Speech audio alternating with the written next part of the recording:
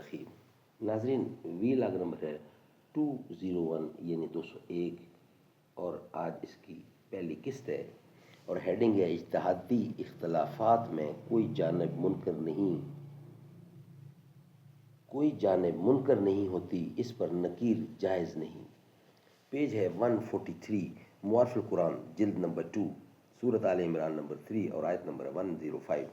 ناظرین، روزانہ کی بنیاد پر ہم آپ کے سامنے قرآن کریم کا ترجمہ، تشریح، تفسیر اور تلاوت کلام پاک رکھ رہے ہیں۔ اس کتاب کا ٹائٹل ہے معارف القرآن جلد نمبر 2، سورۃ آل عمران سے لے کر سورۃ النساء تک، پارہ نمبر 3 کا رکوع نمبر 9 سے لے کر پارہ نمبر 6 کا رکوع نمبر 4۔ ناظرین، اس کتاب کے رائٹر ہیں حضرت مولانا مفتی محمد شفیع صاحب رحمۃ اللہ علیہ عثمانی، جو کہ مفتی اعظم پاکستان ہے۔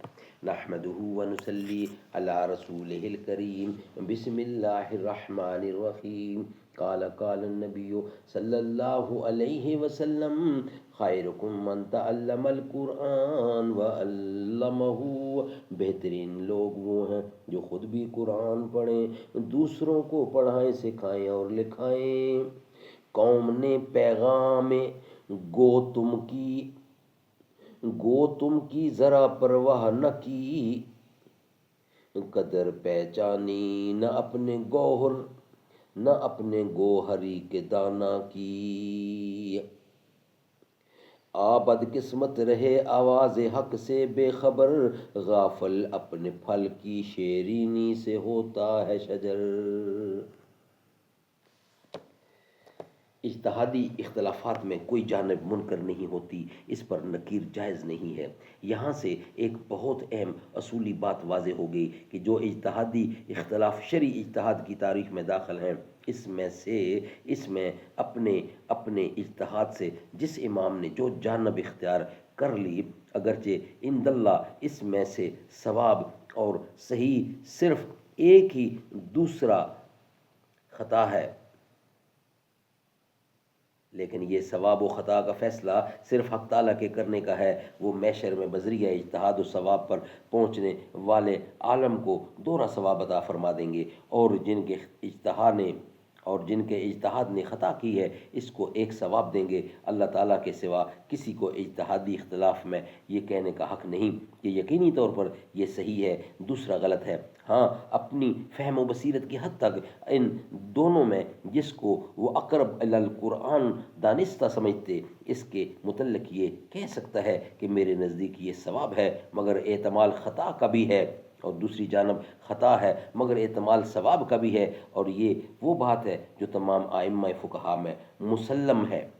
اس سے یہ بھی واضح ہو گیا کہ اجتہادی اختلاف میں کوئی جانب منکر نہیں ہوتی، کہ امر بالمعروف اور نہی عن المنکر کے ماتحت اس پر نکیر کیا جائے، اور جب وہ منکر نہیں تو غیر منکر پر نکیر خود امر منکر ہے۔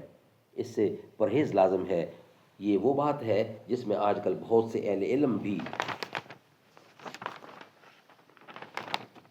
بھی غفلت میں مبتلا ہیں، اپنے مخالف نظریہ رکھنے والے پر تبرہ اور سب و شتم سے بھی پرہیز نہیں کرتے، جس کا نتیجہ مسلمانوں میں جنگ و جدل اور انتشار و اختلاف کی صورت میں جگہ جگہ مشاہدہ آ رہا ہے۔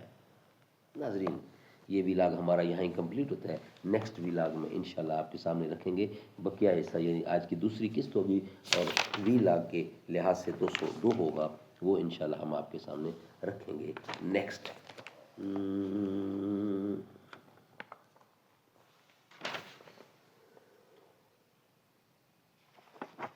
نبی کا لب پر جو ذکر ہے بے مثال آیا، کمال آیا، جو ہجر طیبہ میں یاد بن کر خیال آیا، کمال آیا۔ تیری دعاؤں کی بدولت عذاب رب سے بچے ہوئے ہیں، امت کے حق میں جو تیرے لب پر سوال آیا، کمال آیا۔